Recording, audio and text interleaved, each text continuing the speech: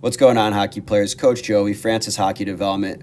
We're going to be going over a drill that we can use to build the habits and the tactics of using all three lanes on the offensive zone entry.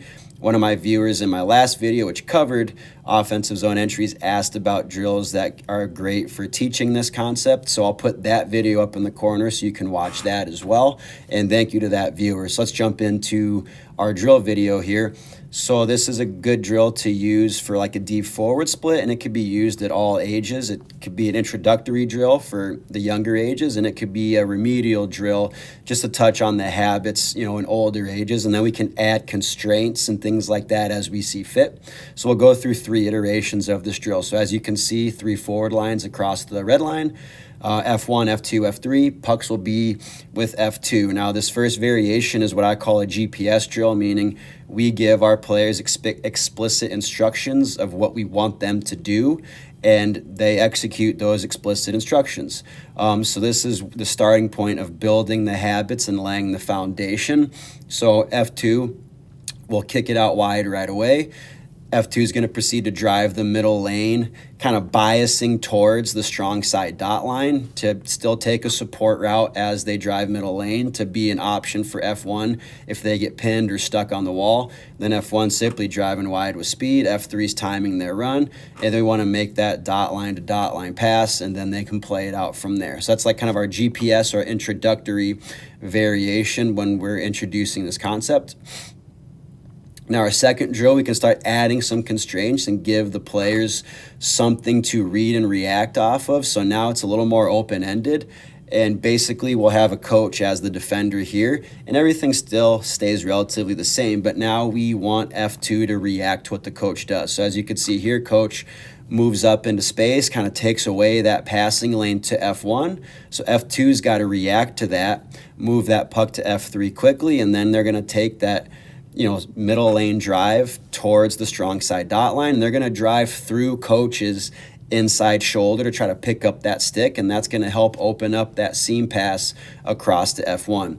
And then F1 needs to read and react this as well, because if they don't get that pass, then they need to time their entry into the zone and make sure that they're disciplined staying dot line to dot line to receive that pass. And so this is a great way to start getting away from those, GPS style drills and get the players thinking a little bit, but also still making sure that they stay on track with the habits that we want them to get out of this drill.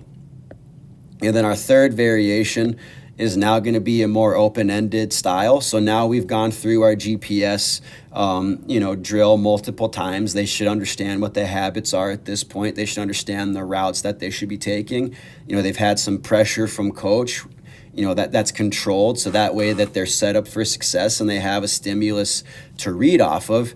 And then now we're going to add in defensemen, and we could give our defensemen, again, some certain criteria because, again, the purpose is to work on our entries, not destroy them, right? So we'll give our D some constraints, but ideally we want them playing this like they would a normal 3-on-2 rush.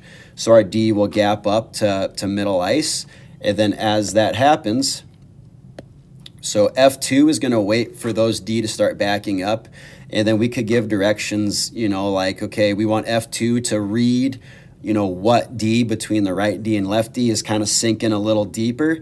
Whoever that is, we're going to attack that side because we have that available space. So F2 is going to move towards the left D side, bump that puck, to the flank where F3 is, and we'll just make a little area pass ahead. And then F2 is, again, going to drive that inside shoulder of the left D. F3 is going to drive that puck out wide. And then F1 is going to time their entry, stay dot line to dot line. And then what's great about this is we can allow F3 to use vision here to read what the defensemen are doing to make the appropriate play, whether that's get a shot on net for a rebound that F2 can grab. They could move that puck across to F1, or they simply could delay the puck back up the wall. We could give them tons of different options and directions here to just encourage, our entries. And then when we practice this enough, now we can implement our entries into, breakout, regroup, attack drills. And then we can work on getting our depth by making sure our defensemen who are on the breakouts with the attacking forwards, that they get their feet up ice into that attacking blue line. So now we have our width across all 3 lanes, and then by our defensemen getting up ice, they can add that depth component to our entries. So I hope you found this video helpful. Click the like, let me know, if you have questions, and please let me know what you want to see, because I'm more than happy to share my knowledge and my ideas with everybody. Thanks for watching. We'll see you for the next one.